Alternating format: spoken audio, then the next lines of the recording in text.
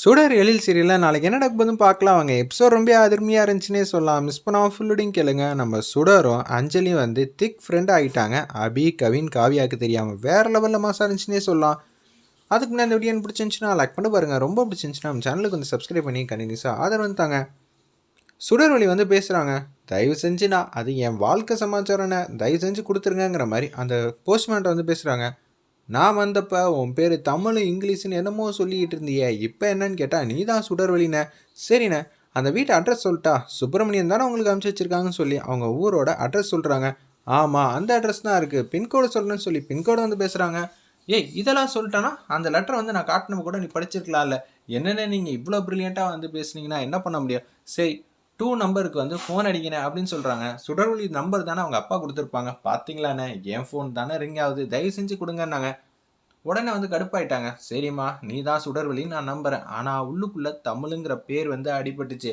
இதில் தப்பு தண்டாக தான் நடந்துச்சு. அதுக்கப்புறம் நான் போலீஸோட களத்தில் வந்து குதிச்சிருவேன். ஐயையோ, என்னது இப்படியெல்லாம் கெஞ்ச விட்றாங்க. கொடுத்துட்டு போயா அப்படின்னு சொன்னோன்னே, என்ன சொன்ன? கொடுத்துட்டு போங்கண்ணே அப்படின்னு சொல்கிறாங்க. நீ சொன்னதெல்லாம் காதில் வந்துச்சு, பார்த்துக்க அப்படின்னு சொல்லிட்டு கொடுத்தோன்னே ஓவராக தான் சீனை போட்டுட்ருக்கான். எப்படி கெஞ்ச விட்டுட்டான்? நம்மளை பார்த்தா என்ன திருட்டு பையன் மாதிரியா தெரியுது?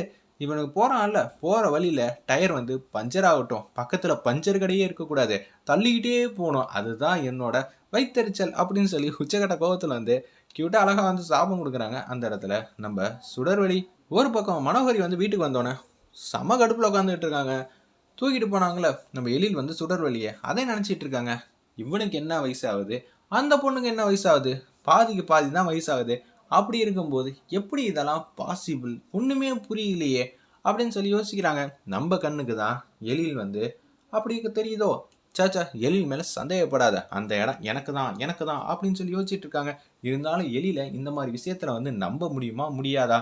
என்ன மீறி அவன் ஏன்டா வந்து வரலன்னு நினச்சி யோசிச்சுட்டு இருந்தா அந்த பொண்ணை தூக்கிட்டு மாடிக்கு வந்து போயிட்டு இருக்கான். என்னடா நடக்குது இங்கேங்கிற மாதிரி உச்சக்கட்ட கோவத்தில் இருக்காங்க. அந்த இடத்துல நம்ம மனோகரி அப்படி தான் நினச்சிக்கிட்டு இருக்காங்க. அப்படிலாம் இருக்க வாய்ப்பு இல்லை. ஒன்று அந்த வேலைக்காரி சொன்னதே நினச்சிக்கிட்டு இருக்காங்க. ஐயோ, வேலைக்காரி சொன்ன மாதிரி என் இடத்த அவ பிடிச்சிட்டானா என்ன பண்ணுறதுங்கிற மாதிரி தான் உச்சக்கட்ட கோவத்தில் இருக்காங்க. அந்த இடத்துல நம்ம மனோகரி கேஷுவலாக வந்து டிவி மாற்றுறாங்க. லவ் பற்றி சமாச்சாரம்லாம் பேசுகிறாங்க. இதே மாதிரி தான் ஒருத்தர் வந்து இருக்காங்க. அவங்களுக்கு 10-15 வயசு டிஃப்ரென்ஸ் இருக்குது. ஏமா, காதலுக்கெல்லாம் வயசுலாம் ஒரு தடையே இல்லை அப்படின்னு சொல்லி கேட்டோன்னா டிவியை அணைச்சிடுறாங்க. ஐயோ, இனிமேட்டு இப்படியெல்லாம் இருக்கக்கூடாதுங்கிற மாதிரி யோசிச்சுட்டு இருக்காங்க. சுடர்வழி வந்து அஞ்சலியை கூப்பிடலான்னு சொல்லிட்டு 1 மணிக்கு கூட்டிகிட்டு வரலான்னு சொல்லி போகிறாங்க. என்ன ஆச்சு? அஞ்சலி பாப்பா வந்து கோவமாக இருக்கிற மாதிரி தெரியுது.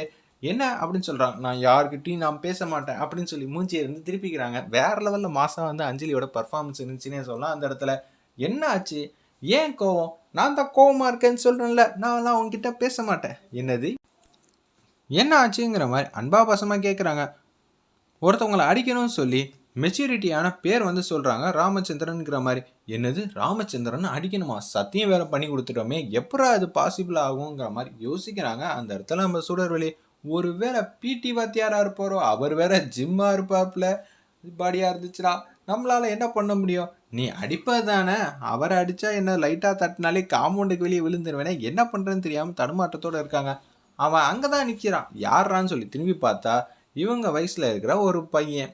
அவங்க பேர் தான் ராமச்சந்திரனுங்கிற மாதிரி வச்சுருக்காங்க. சாக்லேட்டை வந்து பிடிங்கி அந்த பையன் வந்து சாப்பிட்டுட்டு இருக்காப்புல. எல்லாரையும் வந்து கொட்டி சாக்லேட் வந்து பிடுங்குறாங்க. ஓ, இந்த பையன் தானா அது? என்னடா அது சத்திய சோதனையாச்சு. அந்த பையனை அடிக்கலாம் முடியாது, வேணா மன்னிப்பு கேட்க வைக்கிட்டா. அவன் எப்போ வந்தாலும் சாக்லேட்டை வந்து திருடி எடுத்துருவான். அவனை பார்த்தா எனக்கு ரொம்ப பயமாக இருக்குது தெரியுமா அப்படின்னு சொல்லி அன்பா பாசமாக வந்து நக்கலாக வந்து பேசுகிறாங்க. வேறு லெவலில் மாசா இருந்துச்சுன்னே சொல்லலாம். உன்னை பார்த்தா எனக்கு கோவமே வரல, உன்னோட க்யூட்னஸை பார்த்தா எனக்கு ரொம்ப பிடிச்சிருக்கு. அப்படியா? முதல்ல அவனை மன்னிப்பு கேட்க வை பார்ப்போம், உன்னால் முடியுமா? இதெல்லாம் அசால்ட்டு மேட்ரு. ஏய் என்னடா அப்படின்னு சொல்லி அந்த ராமச்சந்திரன் பையன்கிட்ட வந்து பேச்ச ஆரம்பிக்கிறாங்க. அந்த இடத்துல நம்ம சுடர்வழி, என்னங்க என்ன வேணும்? என்ன இவன் பயப்பட மாட்டான் போல இருக்கே. சுடர்வழி, உனக்கு வந்திருக்க சத்திய சோதனையா? சரி சமாளிப்பான். ஏய், நான் யார் தெரியுமா? நான் எவ்வளோ பெரிய ஆள் தெரியுமா? அது எப்படி எனக்கு தெரியும்? அது உனக்கு தானே தெரியும். என்னடா அது, இந்த காலத்து பசங்கள்கிட்ட பேசவே முடியாது போல இருக்கு. நான் அடிச்சேன்னு வச்சுக்கேன், நீ தாங்க மாட்டேன் அப்படின்னு சொல்கிறாங்க. ஓ அப்படியா, நீ என்ன அடிப்பியா? மரியாதையாக அஞ்சலிக்கிட்ட மன்னிப்பு கேளு. அதெல்லாம் கேட்க முடியாது அப்படின்னு சொல்லி அந்த பையன் வந்து பர்ஃபார்ம் பண்ணுறாங்க.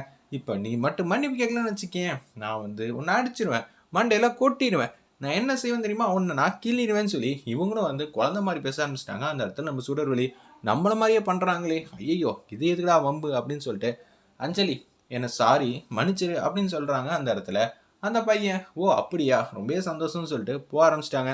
பாத்தியா நான் மன்னிப்பு கேட்க வச்சிட்டேன், நம்ம 2 பேரும் ஃப்ரெண்ட்ஸ் ஆயிடலாமா அப்படின்னு சொல்லி சுடர்வழி கேட்குறாங்க நம்ம அஞ்சலி பாப்பா கிட்ட. ஃப்ரெண்ட்ஸ் ஆயிடலாம் பிரச்சனை இல்லை, ஆனால் அபிக்கு கவினுக்கு காவியாக்கெல்லாம் தெரிஞ்சா பிரச்சனை ஆயிடுமே, அப்போனா நம்ம 2 பேரும் சீக்ரெட் ஃப்ரெண்ட்ஸ் ஆயிடலாங்கிற மாதிரி தான் சுடர்வழி கிட்ட வந்து கேட்குறாங்க நம்ம அஞ்சலி. ஓ அப்படியா, ஓகே ஓகே ரகசிய தோழியா, சூப்பர்.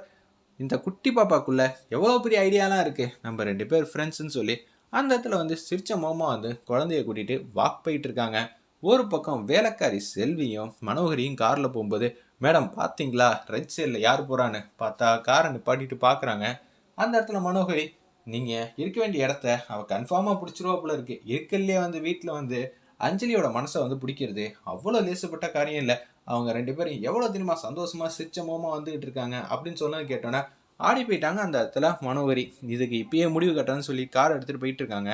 அந்த இடத்துல மனோகரி ஒரு பக்கம் அந்த பாஸ்போர்ட்டுக்கான ஐடி ப்ரூஃப்லாம் வந்துச்சுல, அந்த இடத்துக்கு எடுத்துகிட்டு ட்ராவல் ஏஜென்ட்டுக்கு வந்து வராங்க. அஞ்சலி பாப்பா நீ இங்கே தான் உட்காரணும், இந்த சிப்ஸ் எல்லாம் சாப்பிட்டுட்டு இருக்குன்னு சொன்னோன்னே அவங்கள்ட்ட டீட்டெயிலாம் கொடுத்துட்றாங்க. இன்னும் 1 மாதத்துக்குள்ளே தான் சார் எனக்கு பேமெண்ட் வரும், அதுக்கப்புறம் தான் என்னால் கட்டி பாஸ்போர்ட் வாங்க முடியும். சரிம்மா நீ வாங்கிக்க சரியா, அதுக்கு மேலே தாமதப்படுத்திடாத, இப்போ தான் சார் எனக்கு வேலை கிடச்சிருக்கு அப்படின்னு சொல்கிறாங்க. சரிம்மா என்னால் புரிஞ்சுக்க முடியுதுன்னு சொல்லிட்டு போகிறாங்க. அந்த இடத்துல குட்டி பாப்பா வந்து கேட்குறாங்க நம்ம அஞ்சலி, என் கூட நிரந்தரமாக இருப்பல்ல, அபி வயசு வரைக்கும் இருந்தால் கூட எனக்கு சந்தோஷம்தான், எனக்கு அது வரைக்கும் சிப்ஸு முறுக்கு பாக்கெட் எல்லாம் வாங்கி தரணும், அப்பா சாண்ட்விட்சை தவிர வேறு எதுவுமே வந்து வாங்கி தர மாட்டார் தெரியுமா அப்படின்னு சொல்கிறாங்க. அதுவும் வீட்டில் செஞ்சது மட்டும்தான் கொடுப்பாங்கங்கிற மாதிரி சோகமாக வந்து குட்டி பாப்பா வந்து பேசுகிறாங்க. வேறு லெவலில் இருந்துச்சுன்னே சொல்லலாம். அந்த சீன்லாம் எமோஷனலாக டச்சிங்காக, குழந்தை என்ன இப்படி கேட்குறா, இவகிட்ட நான் இன்னும் 1 மாதம் கூட இருக்க மாட்டேன்னு சொல்ல முடியுமா, குட்டி பாப்பா வந்து எங்கிறாதாங்கிற மாதிரி ஃபீலிங்காக இருக்காங்க. அந்த இடத்துல நம்ம சுடர்வழி இன்னும் 30 நாள் தாம்மா பார்த்துக்க அப்படின்னு சொல்லிட்டு அவங்க மட்டும் போக ஆரம்பிச்சிட்டாங்க. சரி பாப்பா வா போகலான்னு சொல்லி இருக்கிற 4 பசங்களையும் கூட்டிகிட்டு வந்து நடந்து வந்துகிட்டு இருக்காங்க. ஒரு பக்கம் வந்து மனோகரி வந்து கடுப்பாயிட்டாங்க. ஒரு ரவுடிக்கு வந்து கால் பண்ணுறாங்க, மேடம் என்ன பண்ணும் ரொம்ப நாளாக வந்து அசைன்மெண்ட் எதுவும் கொடுக்காம இருக்கீங்க, இப்போ நான் உனக்கு ஒரு ப்ராஜெக்ட் தரேன், 4 பசங்களையும் வந்து இடிக்கிற மாதிரி போகணும், ஆனால் குழந்தைங்களுக்கு சின்னதாக கீறல் கூட வரக்கூடாது, ஆனால் குழந்தைங்கள வந்து சரியாக பார்த்துக்கல, சுடர்வழினால தான் குழந்தைக்கு பிரச்சனைன்னு தெரியணும், ஆனால் அதுக்குன்னு சுடர்வழிக்கு ரொம்ப மதிப்பு மரியாதைலாம் வந்துடக்கூடாது, அவள் வந்து காயப்பட்டு குழந்தைய காப்பாற்றணும்னு தெரிஞ்சிச்சுன்னா எழில் வீட்டில் நிரந்தரமாக வந்து டேரா போட்டுருவா. சரியா, சரி மேடம் நான் பார்த்துக்கிறேன், நீங்கள் எதுக்கும் கவலைப்படாதீங்கிற மாதிரி தான் அந்த இடத்துல வந்து பேச்ச ஆரம்பிக்கிறாங்க அந்த ரவுடி.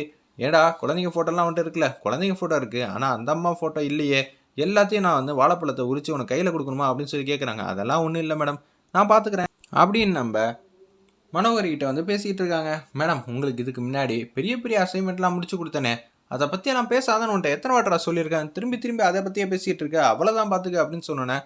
சாரி மேடம் இனிமேல் பேச மாட்டேன்னு சொன்னேன்.